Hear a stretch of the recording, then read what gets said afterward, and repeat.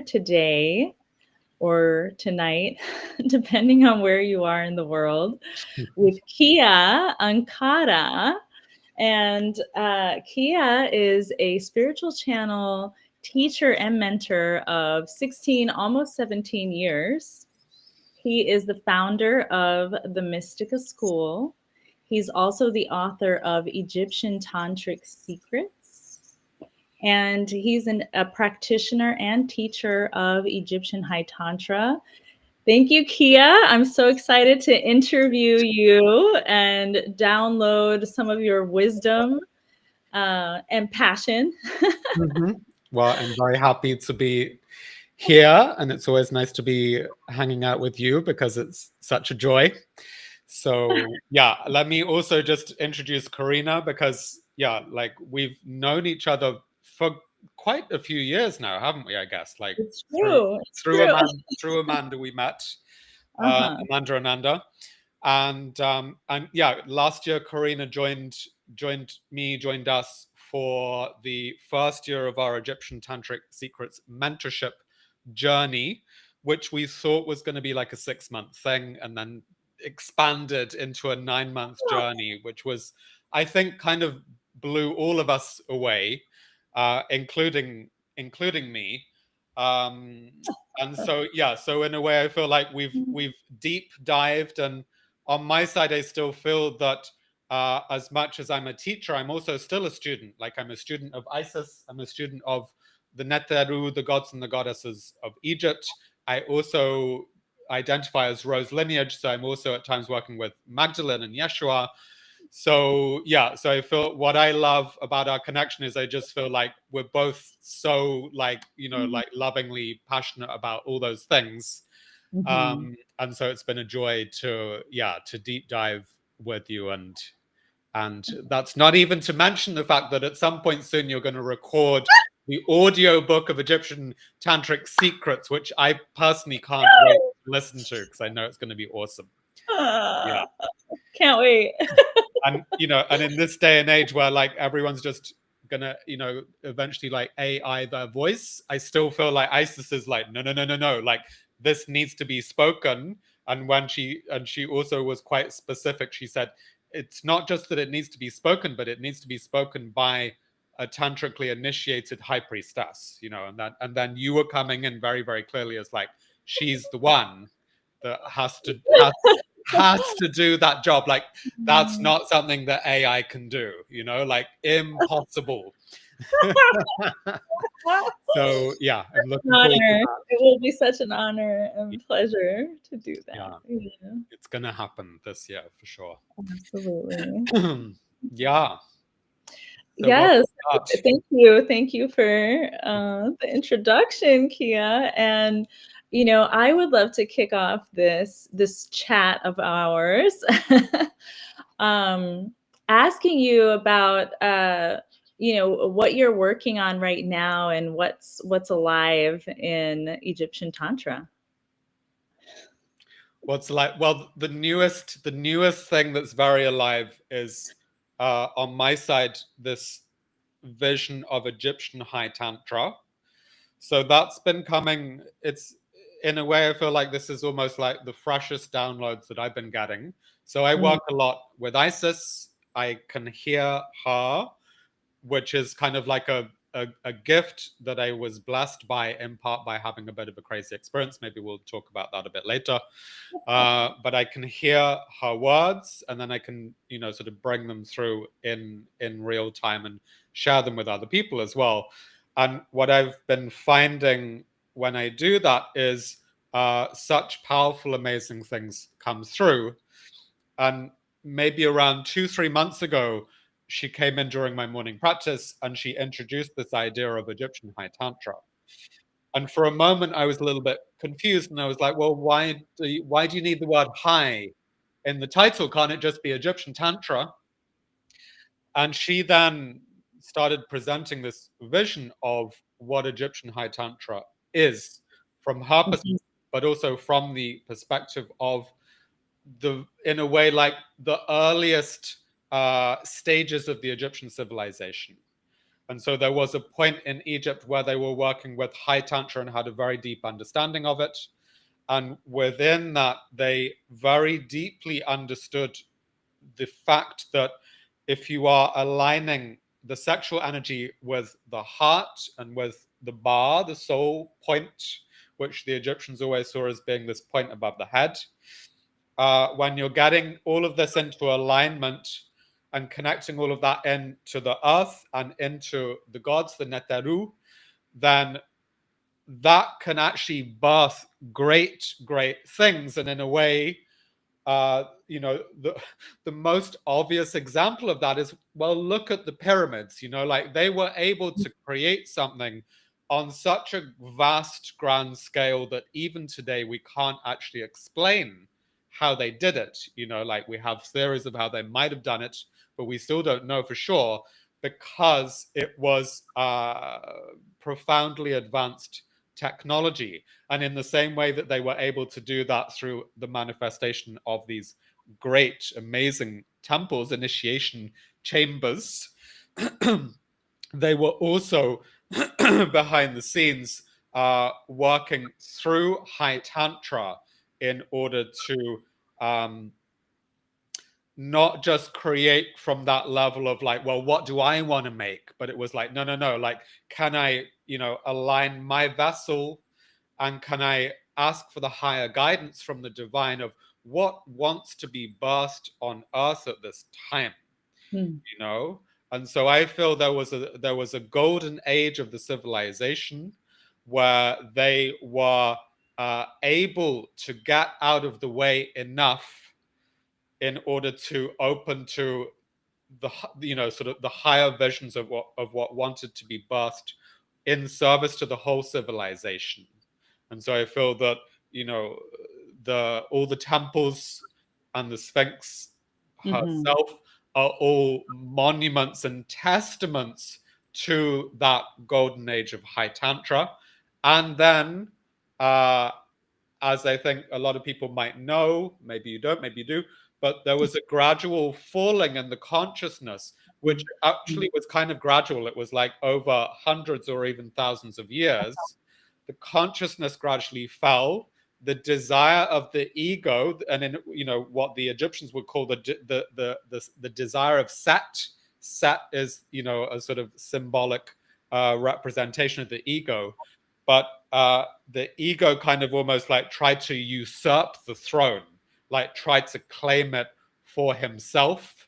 And he wanted what was good for him as an individual rather than what was good for the entire community, So obviously then the consciousness fell. It all got powered by the ego rather than the heart being in alignment fully with the divine. And that I feel was like when it really kind of fell into a lower consciousness, then everyone was just trying to get things for themselves and a little bit lost sight of the bigger picture view. And that purity and that devotion. And I'm listening to you and I'm like, oh, this sounds so familiar. how pertinent this narrative to our times. And it's really curious because we're in this age of so much transformation on earth, and we have so many people seeing the deterioration and demise of the dominant hegemonic civilization, and many of us wanting to focalize a new reality, wanting to bring in and anchor in a new paradigm. And so I'm just feeling really inspired by this idea that at some point the Egyptians had all this technology, energetic technology. And I mean, this is why I'm personally so drawn to this lineage right now, I think. And, you were mentioning the pyramids, which are not just architecturally impressive, but they're so specifically encoded, right, with symbolism, sacred geometry, nothing is by chance, right? Or just for a visual design. Yeah. And so it's fascinating to kind of dive into the nuances and all the levels of discovery that are available there. Um, It's but precision, like it's so precision that, again, modern day engineers admit that they don't know if they could replicate the level of precision that you see in terms of the alignment of it, where it's placed equidistant between the equator and the North Pole. It is perfectly in between those two. It's perfectly positioned to true north.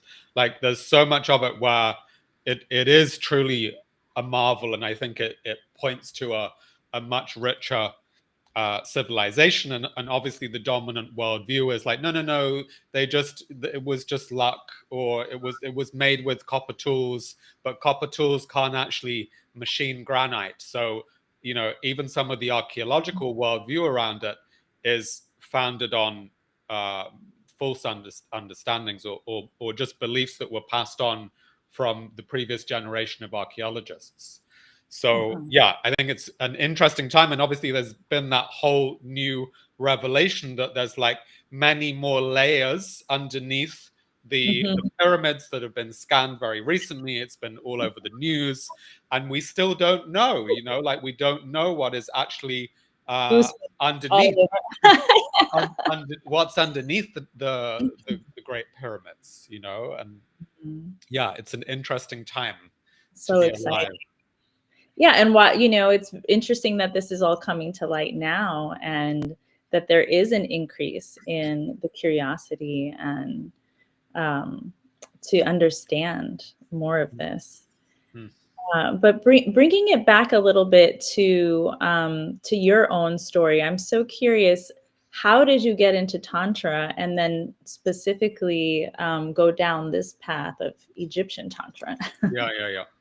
So I discovered Tantra completely by accident when I was 21 years old, and I like it.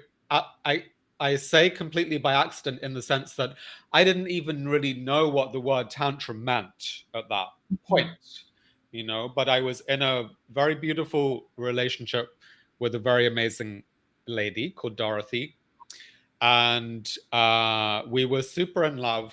We were kind of in the sort of like early stage, like the honeymoon phase of our love, and it was all amazing and beautiful. And in a way, she was like the first great love of my life. Like, there'd been a few other loves prior to that, but she was like the big first great love of my life.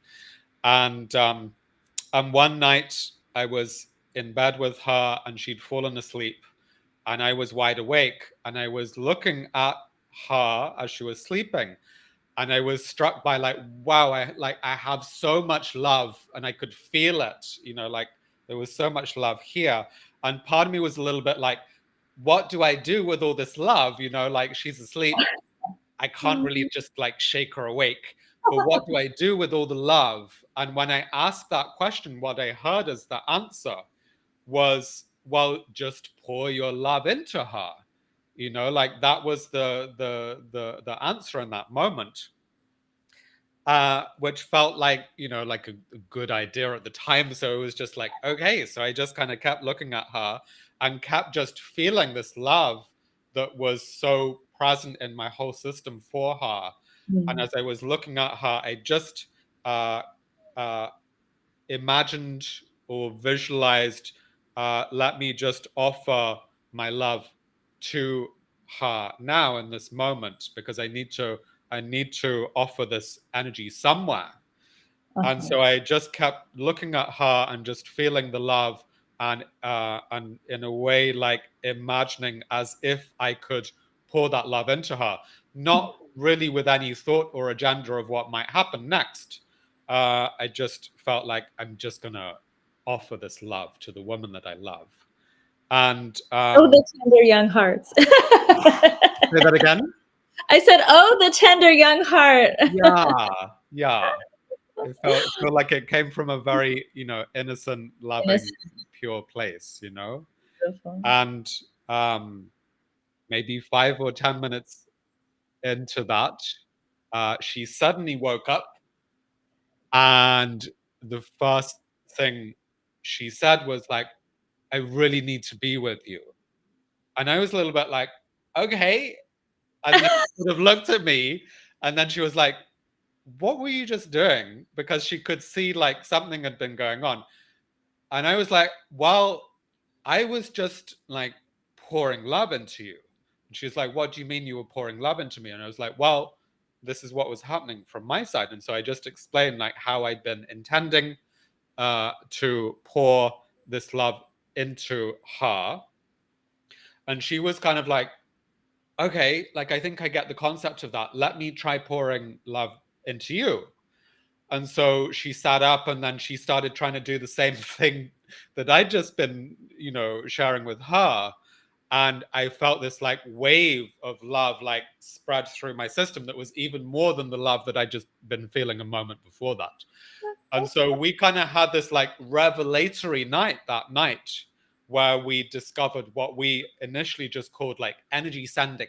Like that was our, sort How of old were you? How 21, 21 Oh, years old. oh So my that goodness. was our like initial, like really simple understanding of it, was like, oh wow, we can send energy, we can send love to one another. And we stayed up for the rest of the night, and we kind of skipped our way, like quite literally skipped our way, like ecstatically through the park the next morning on our way to university. And halfway through the park, I was kind of like, maybe having a moment of delusions of grandeur. I was like, what if we've discovered this thing that nobody else has ever discovered before in the history of the world? Oh my God, we've got to share about this with we've got to tell people. And then thankfully, my beloved was a bit more wise than I was at that time. She was like, hang on, isn't there that thing called Tantra? And isn't Tantra something about like sex and love and relationship and spirituality? Maybe we should get some books about Tantra. You know, I'm Smart very gal. glad. I'm very glad that she said that, because I might have like, stood up in the middle of university that day and said, "Hear ye people, I have discovered," like so so we got some books on tantra, and actually the first book that for me really connected all the dots was Margot Anand's classic book, The Art of Mhm. Sexual Ecstasy. And for anyone that doesn't know Margot, she was like queen mama of the modern day resurgence of tantra in the world. So she was in Osho's ashram, and she was one of the principal pioneers that kind of kick-started the neo-tantra movement, that has now Mhm. proliferated and grown and spread throughout the world. So in a way, most of what we know in the world today as tantra is actually the neo-tantric teachings that Mhm. she helped to birth in connection with Osho, and also in connection with the community that had grown up around him in Pune in India. This is going back, I think it's back into the 70s. And Uh-huh. so they were the pioneers that in a way were like looking back at the ancient tantric texts, which in India go back roughly about 800, 900 years. Mhm. And so they were looking at that for inspiration, to see if they could take some of the teachings of that era and help to find a way to bring them into, to connect and serve for the times that they were living in back then, which in a way I feel Mhm. are very similar to what we're living in now. And what was interesting, and I interviewed Margot about this at some point, and so we were asking, like, so what, how were you approaching this? Like, how were you finding the way in to work with this? And she had some interesting reflections, because she said, well, there was some amazing teachings within the tantric texts, and yet there was also like quite a lot of like kind of a misogynistic Uh, view, that in a way the woman was almost seen as like a kind of a Shakti battery that is meant to be in service to the man's spiritual enlightenment. Like some of it's kind of like it's a bit off. Like it's not like all the teachings were perfect 1,000 years ago. They actually more had the view in some of the texts that that the woman should be there to support the man's spiritual evolution. So she came away feeling that that some of it was like not right. Like we don't want to perpetuate that in the 20th and 21st century. And so then from my understanding, like Osho was then saying, well, look, we can take the heart, like the heart essence of Tantra, and we can let go of all the misogyny stuff and let us find the way that it needs to rebirth for the time that we're in, which obviously then is also why they called it Neo Tantra. I think sometimes I feel like Neo Tantra gets like a little bit of a bashing, especially from classical tantrics who are like, that's not real Tantra. That's not how they used to do it once upon a time, thousands of years ago. And yet, I feel actually it is the Tantra that is most needed at the time that we're living in now. Like it had to go through a rebirth, and perhaps it did lose some of the rituals and the mantras and the yantras and some of the high complexity that is within classical Tantra. Some of that may have got a little bit lost along the way. I think great Neo-Tantra teachers have actually been able to bring some of that through to bring the spiritual depth. And yet it had to also meet that, the split that I feel that all of us are suffering with in a way in the world, the split between sex and spirituality, and the whole teaching of sex is a sin that so many of us in Christian society grew up with and got indoctrinated into. Well, really, it's Western society, right, at large, I would say. It's Western at large, but in a way, I would actually say you could even extrapolate it to be a global issue these days. Absolutely. Because in almost every religious tradition, they have, sort of like a tightness and a contraction around sex and sexual energy, and the allowing of that energy to align into one's spiritual practice or path. And I do feel that that is what Tantra is needed for in the world that we live in today, because we have this weird split between sex and spirituality. We still have people, who might end up negating the sexuality in order to embrace a fully spiritual life. And actually, I feel that the tantrics are there saying, no. Like, surely if we're going to go on a spiritual path, we need all parts of ourselves to be in that path. And that includes the sexuality. Like, if the sexuality is not divinized, then surely we're losing a crucial part of the spiritual journey, Absolutely. So in this context, I'm curious, what would you say differentiates Egyptian Tantra, and how does that fit into the picture? How do I differentiate Egyptian Tantra from the other Tantras in the world? Yes. What sets it apart? Yeah. So let me firstly answer by speaking to where it's similar.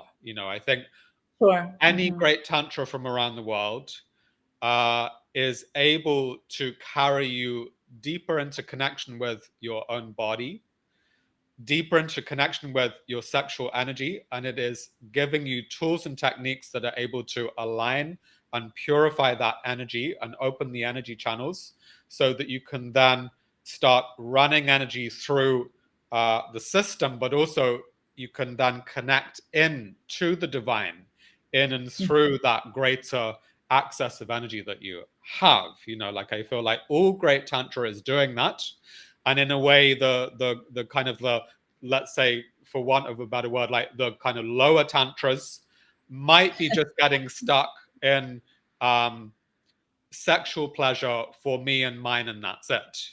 Like, I think in a way, like a more kind of like reductionist view of Tantra. And I think it's a lot of people, I think that Tantra is all about sex and orgies and that's it, or it's about sex and pleasure and that's it.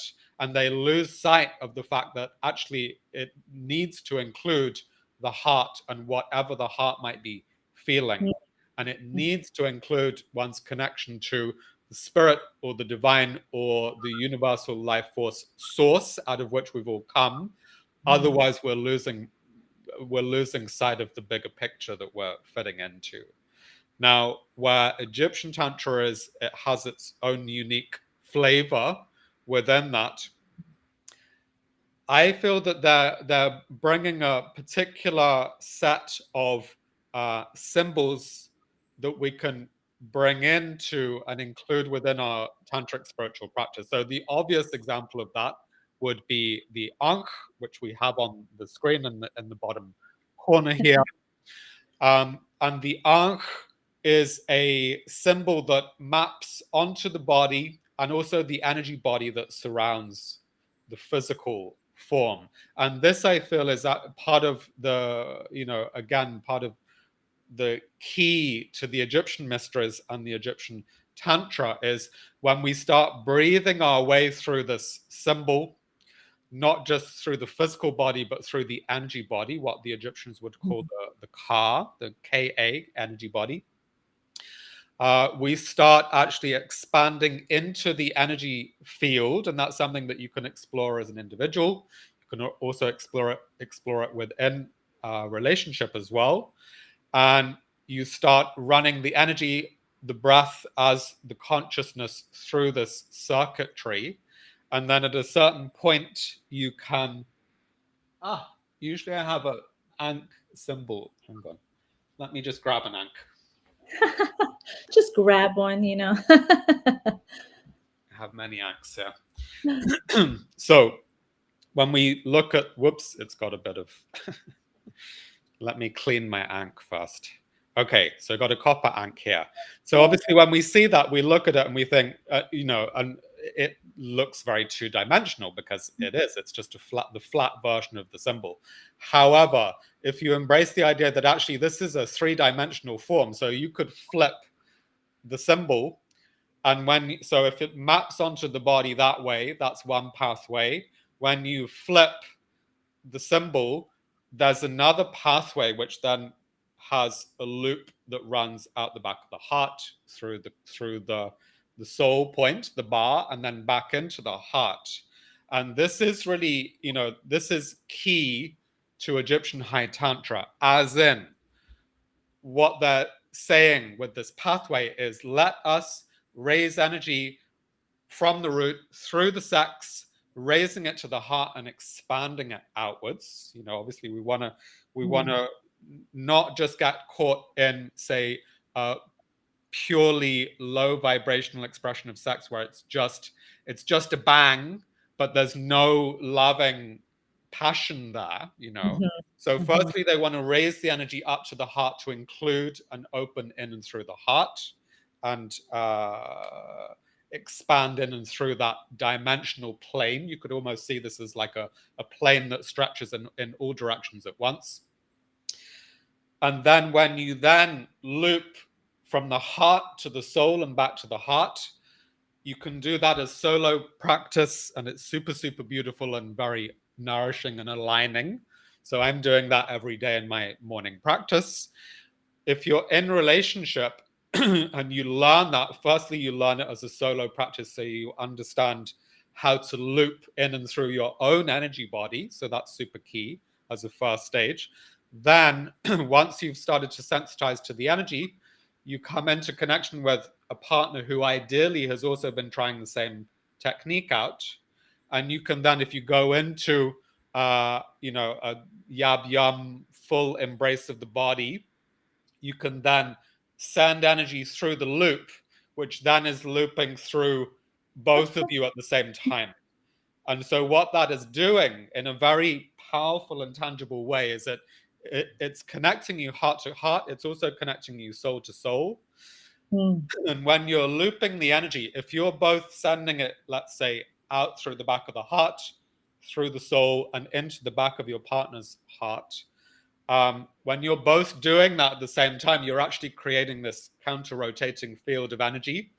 And if anyone's played with counter-rotating fields, you'll know that a counter-rotating field generates massive energy. It's like if they're both going in the same direction, that's a certain amount of energy. If one starts going in the opposite direction, you start creating and actually, expanding more and more and more and more energy, and you start going into higher and higher states with your beloved.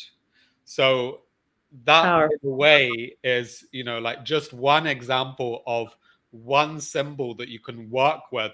But honestly, that is like, as Isis at times is saying about it, it's like this is the beginner's tool and a way into Egyptian Tantra for anyone. It is also one of the final tools that you might work with that will kind of take you to the final stages of realization.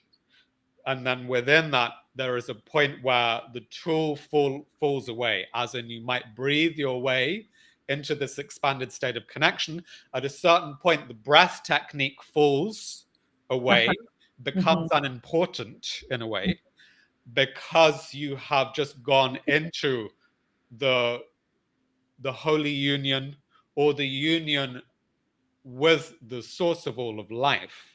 And when you touch that, and when you taste that with a partner, with a beloved, it's one of the most exquisite experiences you can ever share, like to share that with a lover. So of course that can be experienced in and through one's lovemaking. It can also be shared in and through just facing one another and breathing and opening and opening and opening. So there's ways in which it also starts expanding the realm in which you're connecting. I think for men at times, I think they have this attitude of like real sex is penetrative sex. Like that's the kind of like the goal, I think, for a lot of men, is to be inside their woman. And I think that part of that is it's a very beautiful desire to experience that level of union. I think as men and women, of course, we desire that.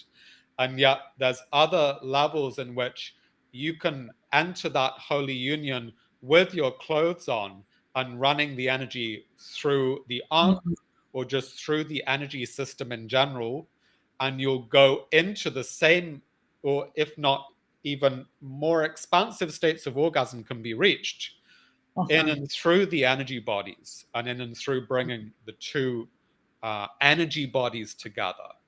And I think this also, I feel, is like something that has been a little bit forgotten along the way.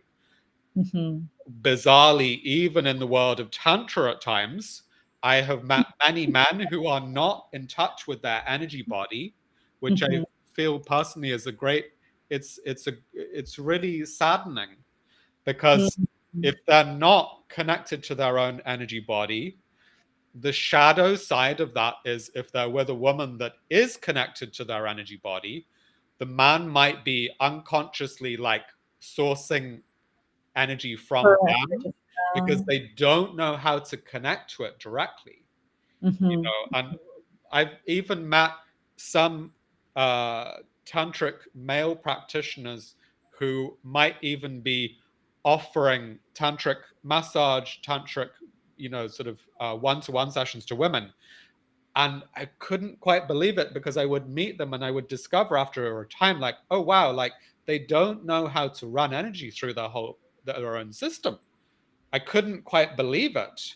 Like I even had a brother come at one point to me, and he shared, and he was a little bit ashamed of himself. He was like, I've been offering all these sessions for all these years. Like everyone in my community sees me as this great tantric master, but I don't know how to run this energy through my own circuit, and I was a little bit like, oh my God, like your own individual work is so important first, right? To yeah, really master that yeah, that internal union and the internal exchange. yeah. It's And so I think important. some men can almost find a little sidestep way around that by saying, well, I'm just Shiva, I'm just the masculine, I'm just the witnessing consciousness, so maybe I'm just meant to be there fully still, witnessing the aliveness of Shakti and my partner, which in moments might well be true. But if you're only ever Shiva, and if you're not actually allowing the Shakti, the life force, to move through your own body at times, how can you actually feel all the parts of yourself? You know?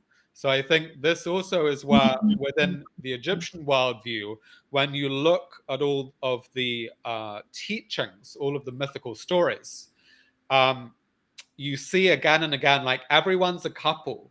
You know, Isis and Osiris, Hathor and Horus. Like, there's so many couples. Geb and Nut. Geb is Father Earth.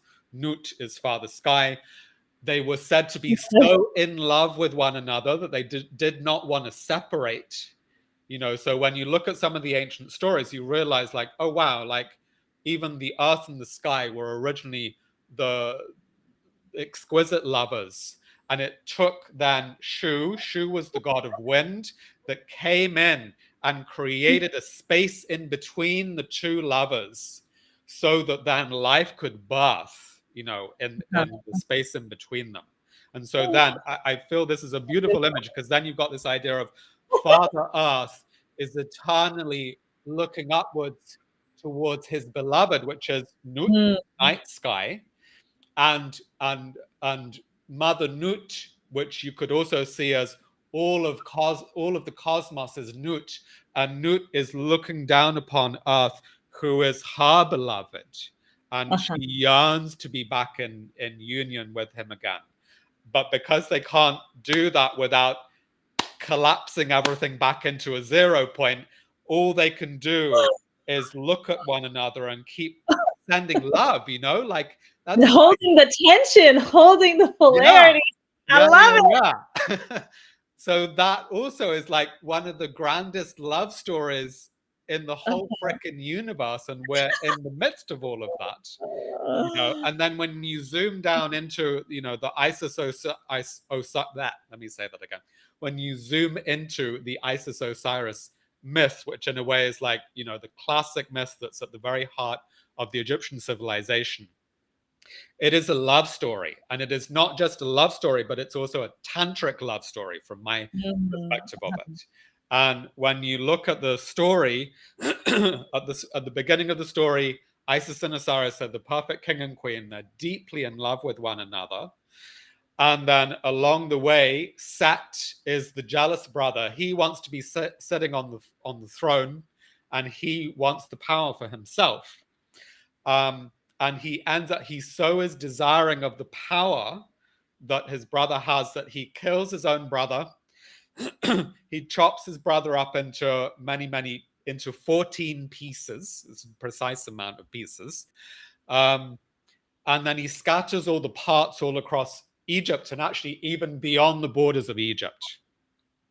And Isis is, in a way, like the original heroine, you know, like the original heroine of one of the earliest stories that's been left to us from the civilizations that we know of. She goes on the quest. So she goes on this great quest as the hero, the heroine, and she goes and finds all the parts of Osiris. She finds every single part. She finds 13 pieces, but she cannot find one missing piece. And what's the missing piece? Obviously, it's the sex. It's the sex center. It's the phallus. And when you read the story, it's interesting, because it doesn't just say, like, oh, she couldn't find it. It says that she discovers along the way that the phallus was eaten by fish with electrical properties. And when I read that, and I had a kind of like a pattern interrupt, because initially my brain was like, that doesn't make any sense. Like, I was like, what? Like, eaten by a fish with electrical properties? And so I turned to Isis and I said, like, can you, like, what does this mean? Like, you know, I do not understand that. And thankfully, she didn't just explain it to me. She said, well, there is a lot of symbolism encoded in that. Can you sit and meditate on the meaning and find what the meaning is for yourself? So I sat and I did the drop, and I sat with it. I was like, okay, so the physical sex is gone, and the symbol that we're left with is that there's like a water element. There's an element of also electricity as well. And I suddenly had like a, like grand realization moment where I was like, oh my God, the physicality of sex is dropped, but there is something that is remaining, and it is electrical in nature. And that was when I realized that, oh my God, this is like a tantric clue that's been dropped, like dropped, and it's not even hidden. It's in like plain freaking sight, but it will only make sense if you sit and you sort of like feel into the deeper meaning. And so I feel the deeper meaning is it is saying there is another dimension to sexuality that goes beyond the physical. And so that points towards Tantra. The other smoking gun from that story is that in the end, Isis she creates a phallus out of gold in order to make Osiris whole again. And so she is ritually in that process. She is piecing back together all the parts of her beloved. She is divinizing the sexual center. She is making it of gold because she is saying, quite literally, this sex is golden. It is divine. It is as divine as any other part of us. And when that is ritually enacted, when you go through the actual ritual process of touching all the parts of the body and reconnecting all the parts. So the other thing that I realized recently is I think I know when it says the body was cut into 14 parts. I think I know how they must have cut it, because in a way there's like a very obvious way that starts making a lot of sense. If you think about the human form, you would chop at all the sort of like the intersection points. So you would cut at the feet. So if you count, so we've got 1, 2 at the feet, 2 at the knees, 2 at the legs here. Then you've got a torso. You take the head off. This is a bit graphic, but I numbered it and I realized it all adds up. You take the arms off. You take you cut off at the elbows. You cut off at the wrists. That makes 13 pieces. And then the final piece is the phallus. And so now, sorry. Ladies and gentlemen, a brilliant masterclass already. Kia. Just dropping gems of wisdom over here. Yeah. So I didn't quite want to get too morbid in that, but this is significant because then when we take this back into a ritual context, if we're with a beloved, or we could even do this process with ourselves if we're single at the moment, we could choose to ritually enact the reconnection, the piecing back together of all the parts that have been separated. And so within the ritual, so this is something that we'll be going into deeper in the next training. We're going to ritually reconnect and bless each of these parts of the body that were separated. And the final stage of that ritual then is to engolden, like to place gold. We're placing gold at all parts of the body, but the completion phase is to place gold at the level of the sex and to remind the body and we then physically bless the sex with gold, bless the heart with gold, bless the crown of the head with gold, bless the third eye. In a way, we're like reconnecting all these parts, and we are reminding the entire body through a very deeply embodied experience that every single part of them is golden and divine and is worthy of worship. you know, like, and that also is part of the journey that we're going to go on. So if you have a little look at this, a great segue for you're already teasing us with. I know. So have a look at this. This is my latest alchemical creation, which I'm really, really happy about. So as you can probably see, this is gold. This is actually gold leaf, which is in an oil suspension. And I love the fact that, you know, like the gold just kind of sits. Like I thought it might either float to the surface or just land at the bottom, but it sits in suspension in quite a magical way. And so this is based on ingredients that they would have used in Egypt. So it's got numerous things within it. So gold leaf, it's got silver in it because the gold and the silver is a nice alchemical combination. It's got frankincense, it's got rose, it's got a few other ingredients in it. Blue lotus as well, because obviously they were working with blue lotus very deeply. So this alchemical massage oil, like I'm calling it, I've given it a name, or maybe they gave it a name. It's the golden lotus tantric massage oil. And honestly, maybe I'm, you know, sort of like getting a bit grandiose, but I feel this might be one of the most high vibrational massage oils in the world right now, because it has quite literally got gold in it. I don't understand why people haven't thought of this before. Like, you know, as in, it's very easy to get gold leaf these days. It's super cheap, in fact.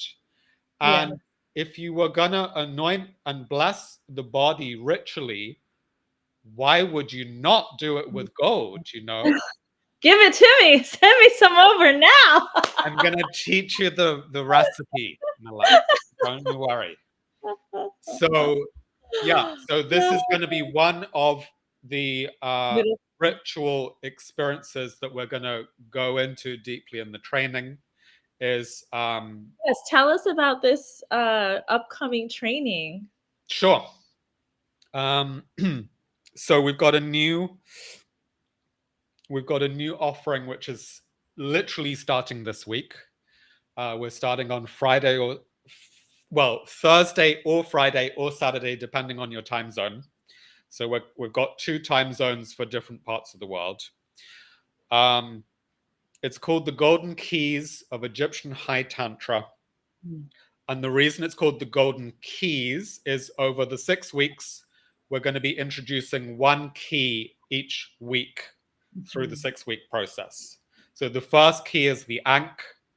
And then week by week, we get introduced to other keys that we can work with, all of which have energy practices connected to them and practices that you can explore either as an individual or as a couple in order to take you deeper on the tantric path. Now, what I notice sometimes is the moment I say, oh, we're doing a tantra thing, again and again, I keep hearing people saying, oh, well, I can't do that. I'm not in a relationship right now. And I just think that that's horribly reductive to have that view, because who knows when the next amazing partner is going to show up. And in fact, you can prepare yourself for an epic next level tantric relationship by going in and through solo tantric practice first. Like, in a way, it's too reductive to just say, well, I'm only going to do tantra if I'm in a relationship. It's like, no, you can embrace tantra at any point. And in fact, it is the most optimum way to upgrade your own body and energy body, so that then you can meet anyone from a greater place of integration, you know, and from a greater place of sensitivity.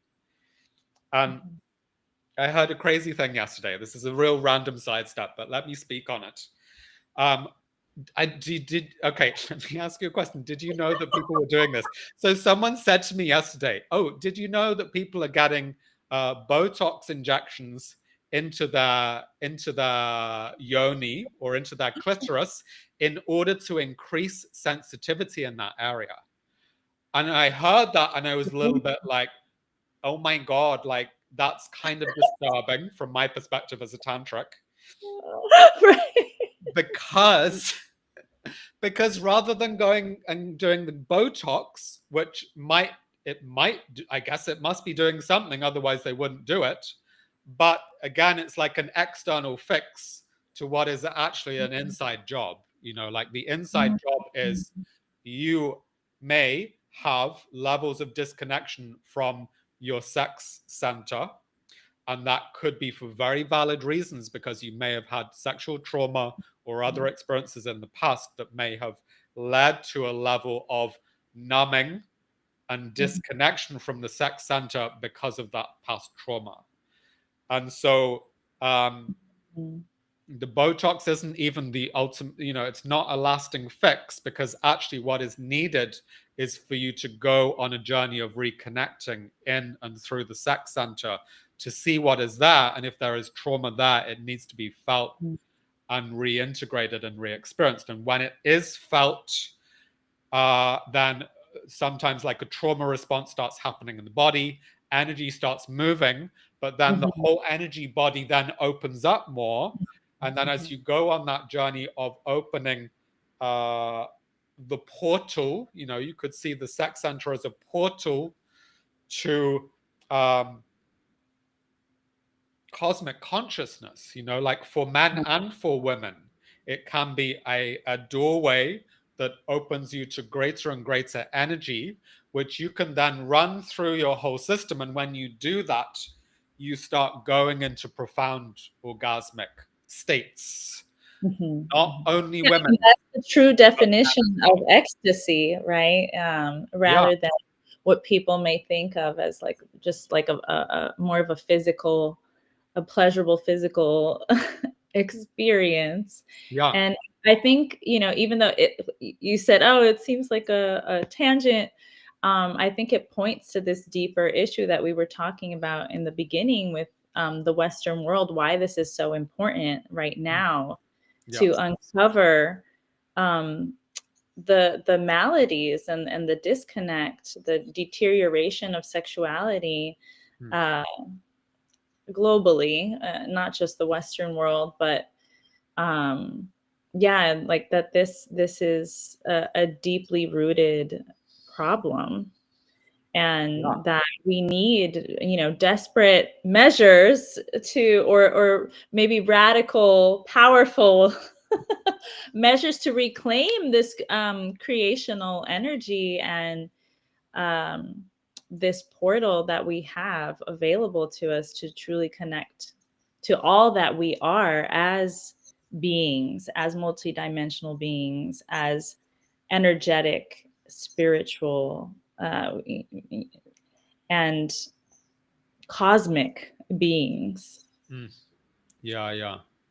Like it makes me think of that statement of Yeshua's when he said, lest ye become as little children, you will not enter the kingdom of heaven. And I feel it's very relevant to this, because in a way, if you think back to when you were a child, there is a point where you are completely sexually innocent, in the sense that you don't even really know or understand what sex is.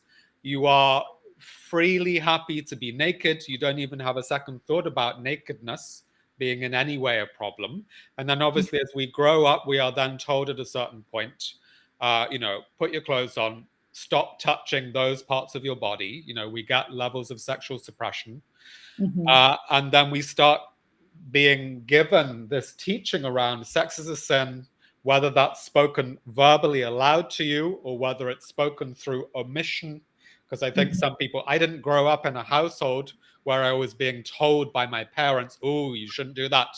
Sex is a sin. It was never spoken to me verbally, but it was never spoken about either. So I received the same teaching that sex is a sin by the very fact that it was never, ever spoken about. It was like a taboo subject that was not, not spoken about in the family, not spoken about by the schooling system, apart from it being a biological, you're taught about sex in biology class.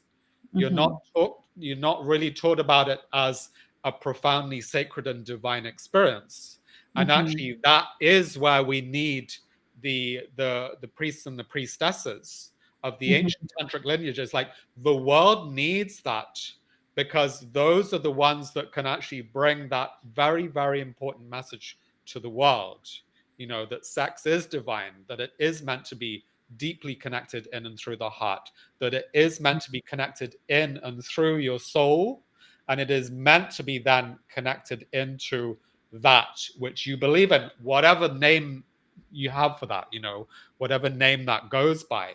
But you can actually, in the same way that I feel like the Neteru, the gods and the goddesses of the Egyptian lineage, they love one another. Isis and Osiris, I imagine, are still happily in tantric union at times on the other planes of consciousness. As an example, like on the other planes, like they all see this as a divine lovemaking in and through all the levels of consciousness anyway. So they see no separation, in fact. And in the same way, like, I still feel like they are there as guardians and custodians of some of the ancient Egyptian teachings for us. And I just feel that if it calls to you in the sense of, if you feel that flavor of Egypt, or that flavor of Yeshua Magdalene, if that calls to you, maybe one or both of those flavors, then it could be that the Egyptian tantric path is for you. And I think for other people, it might be that they more just get a natural impulse towards like Shiva Shakti and more of an Indian flavor of lineage, but in a way, like, yeah, there's many different flavors. And I think what I love, the deeper I go into the Egyptian tantric path, the more it opens and expands, and the more I'm like, oh wow, there's just so much to explore here. And therefore, I will continue to be a student for the rest of my life, and I will continue to pass on what I have come to understand and embody as much as I can to anyone that might be interested to come drink of these teachings. Incredible. Yeah, I love how much you've managed to share in this hour or so. Only 1 hour in. Yay! So many, so many layers to explore there, like so many different threads. And I had the pleasure of being in Kia's mentorship last year, as we mentioned earlier. Yeah. And what I found, I had been exposed, to the Egyptian lineage here and there in different feminine mystery schools. Yeah. But I hadn't, gone deeply into it, and certainly hadn't received some of the more technical teachings around specific breath work, and it was kind of, in my experience, just standing alongside, the Taoist traditions and Indian traditions, and Tibetan also here and there. And but when I connected with the Egyptian specific practices, I felt this deep remembrance, first of all, like this affinity, a comfort, like, Yeah. oh, I know this, right? My soul was just like, yes, we're here. We finally, you're landing. We've been trying to get you here, girl. Like, Yeah. hello. And it was like, oh yeah. And then a feeling of things just starting to open and unfold in a very gentle but potent way. Like, I don't need to make a ton of effort. It's to access this.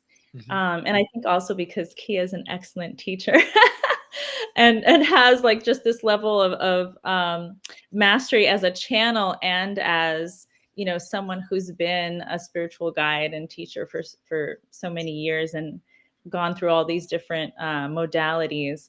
But yeah, it was such a treasure trove of Mm-hmm. different aspects of study that, almost every class was like, this could be a whole course in and of itself. So Mm-hmm. I Mm-hmm. love that now you're kind of bringing it into this foundational 6-week course that, is a great way to taste this flavor and receive it doesn't sound basic by any means. It sounds No. very, yeah. I don't think I can do basic. Foundational, but not just basic. This is not introductory level, Yeah. guys. This is yeah, like be ready to play at a high level.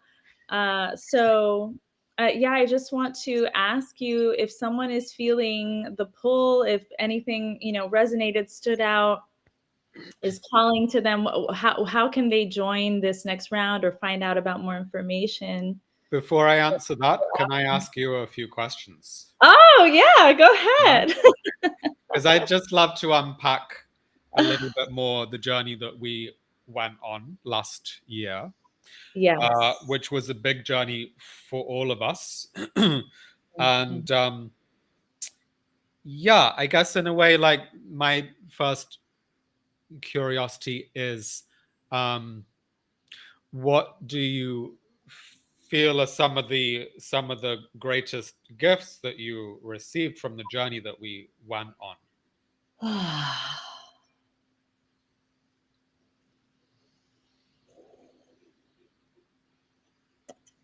I felt, for me, it's the word that comes through is home, Mm, finding my spiritual home. mm, So, uh, understanding both how to sort of um, like erect the temple mm, for myself, in my body, in my home, in my field, and really having like a palpable sense of this and a palpable pathway, like a step by step of how I do this. And it's not that I didn't have other practices or kind of uh, methods, before, but it was a way to make things very cohesive, mm, to just like really be in this particular language and this particular pantheon. And um yeah, I was able to make sense of so much of like a hodgepodge, because I think New Age spirituality is like, it can be really beautiful because it's like this mosaic, right? mm. It can Yeah. be wonderful to just be able to, it's like a buffet, but sometimes the buffet, it's like you're overeating and you're like, oh, you're not really fully digesting anything. You're just kind of like skimming the surface of a lot of stuff, and it's like, is this even nourishing me? Is this leading anywhere? I don't know where this is going. Mm. And so kind of choosing to focus on the Egyptian lineage helped me. And I'm still like very rose lineage oriented, as you know, Kia, as Of course, well. of course. As am I. Coming right off of Easter, Yeshua, Miriam, thank you. Yeah. Thank you for the resurrection.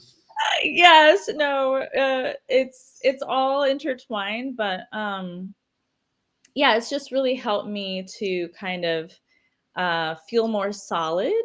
And then in that, like feeling more anchored and rooted, it helped me access more of my channel. It helped Mm, me become more sensitive. Like I felt more um sensitivity energetically, because I'm not a very, like, I'm not clairaudient like Kia.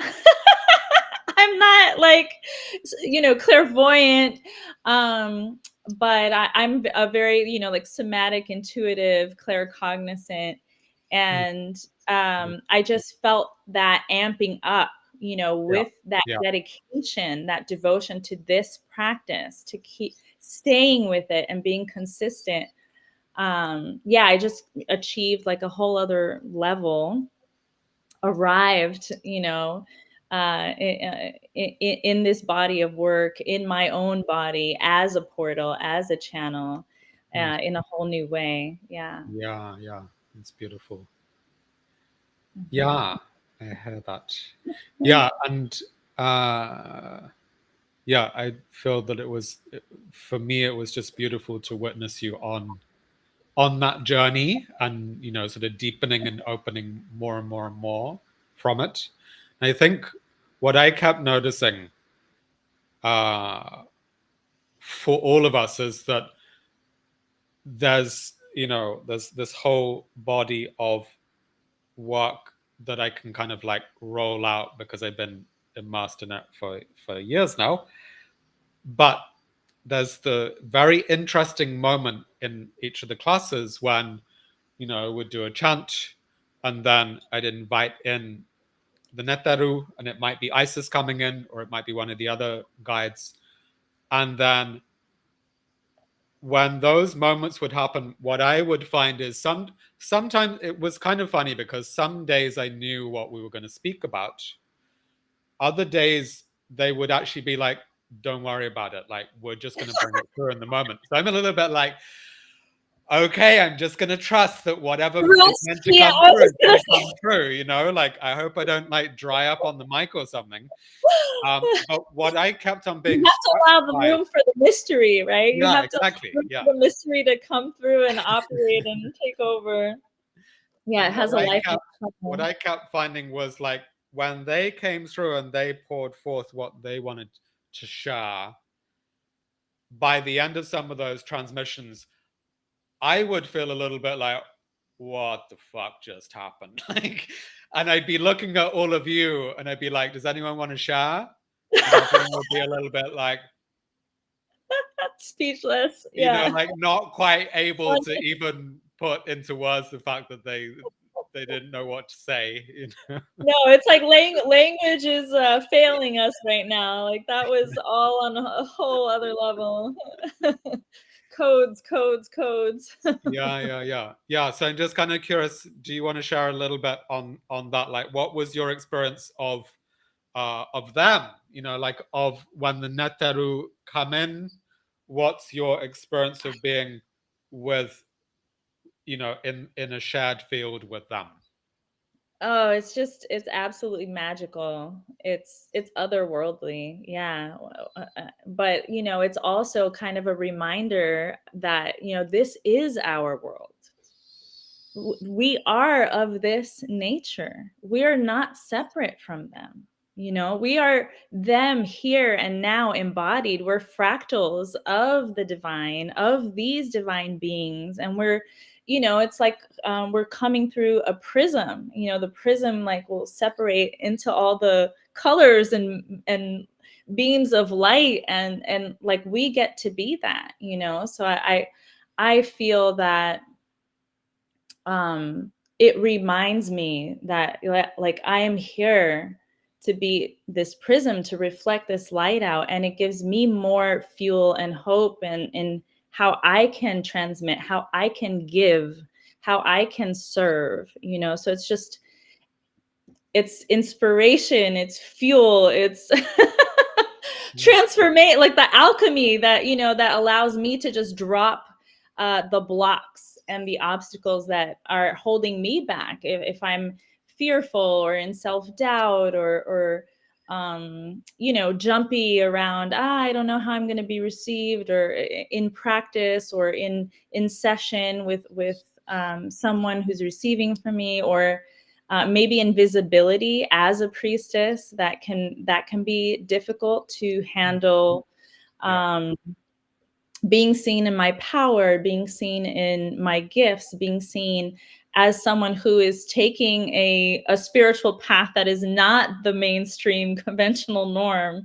Hmm. uh, and so they going through that initiation really helped me shed all of that, all of those layers, and allow me to come fuller into my power, into my center, and my like trust my specific channel, that like my, you know, DNA makeup here, there's a reason that I am inspired in, you know, XYZ ways, and how I want to show up in this world, and on this path in Mm. my leadership. Mm. That there's a reason for that, and that, you know, that is sacred, and to not get caught up in all the ego stuff and the Mm. questioning. Yeah, so Yeah. Yeah, I remember that moment in the level 2 where we went into suddenly Isis one day came in and gave me the update of like, oh, by the way, we just need to clear some stuff connected to past lives where everyone in the group might have been priests or priestesses or had some kind of a spiritual leadership role within a community, and there might be some things to clear around that. And we then went into what I still felt like, of everything from the whole journey, that still for me stands out as one of the biggies, because we went in and I felt we were all of us like mhm. excavating stuff from lifetimes of we might have been Persecution. burnt as witches, we might Mhm, have been, you know, suppressed or even killed for having these beliefs, for being seen as in our power and speaking on behalf of the divine. And when I say that, I start getting tingles, you know, like I feel a lot of us that are called to spiritual paths, it's not like we've done this, you know, for the first time in this life. We may mhm, well have had many, many lives within mhm, which we were exploring this from different angles and perspectives in order to learn about it. And yeah, I think it ties in very nicely. Like, obviously, we've just come through the resurrection Easter portal. And so a few days ago, I was sat with a beautiful configuration of yeah, like priests and priestesses and amazing people from my community here. And within which I felt that Yeshua was saying, if you're going to celebrate the resurrection of Christ and of the Christ light, then you need also to celebrate the resurrection of Mary Magdalene at this time for the whole world. You know, like it was never intended by him or by their community of original, you know, the founding forefathers of what ended up becoming Christianity. I believe were actually also deeply understanding of Tantra and the alchemical union that can happen when let us say a priest and a priestess come together and find the ways to not only enter into a beloved union, but also to enter into a teaching and a sharing of great gifts with the wider world. You know, and obviously in the last, say, 100 years, all the ancient texts have come to light that reveal to us, like, oh wow, like what if Magdalene was not like not a student like looking up at this perfect Jesus, but what if she was standing like right there as his equal, you know, like uh-huh, able to mirror him fully, because uh-huh, she was as fully realized as he was in his light. And that actually what they were bringing through, and in a way, I feel like it was a teaching that on some level was 2,000 years ahead of its time. You know, mhm, the world was not quite ready for a spiritual couple to stand and to step forth and to proclaim the teachings of the divine for everyone to see and fully realize. So I feel that actually they shared the real gems within their closest circles, and yet within that, they were also saying, hey, you need to recognize that your sexual energy, your sexual life force is holy, divine, and we need to find the ways to work with it. You know, and so and some people at times might wonder, like, why are they going on about Yeshua and Magdalene when this is an Egyptian lineage teaching? And yet they were deeply inspired by the Egyptian teachings. They both independently went and learnt and received profound teachings within Egypt. They may have also traveled to many other places as well, but they were carrying lineage transmission from Isis and Osiris, and they were rebirthing it for the time that they were in. And when you even look at the resurrection story, what I find interesting is you have a priestess archetype, I feel, as the one that was supporting the resurrection of the masculine. And you could see that as the divine masculine in all of us. You could also see that as well, you can interpret that on many levels. But in both stories, you have a divine feminine as the witness and the support of the resurrection of the masculine in many, many ways and on many different planes of reality. And I do actually feel that what I find interesting is when you look at the Egyptian myth, it was Isis that was, she was the one that helped to resurrect the masculine that on some level had died, And I do think that at times that is the role of the priestesses, is at times they need to call out their partner for the aspects of that they see in their partner that may be dying and that may need a resurrection, and that might be that someone's like lost their way and decided to, embrace a regular job because they're struggling to find a way to follow their passion, whatever their passion might be. Or it might be that things have like a little bit dried up in the bedroom. And sometimes it is the woman that feels more, that is tapped in more, and that has the monthly moon cave, journey of sensitization that brings her to a point where she's like, no fucking bullshit. Like, we need to get real about what's happening, which might be in her, but it might also be in her partner. And she calls him out on what needs the resurrection. Like what needs to be looked at and then pieced back together again in a new way in order for it to come back to life again, so that it's not just like, it's not just for the spiritual teachers and the spiritual teachings. We're all living this at all times, like we are going through the deaths and the rebirth processes all the time. And I feel that this to me is also where it's, it just feels like it's a key time for us to not just be inspired by the myths, but to also look at the myth and look at, okay, what is happening in my life and how does this myth apply to my personal life right now? And are there things I need to work on in order to bring about my own resurrection? Feel like I just went off on one a bit.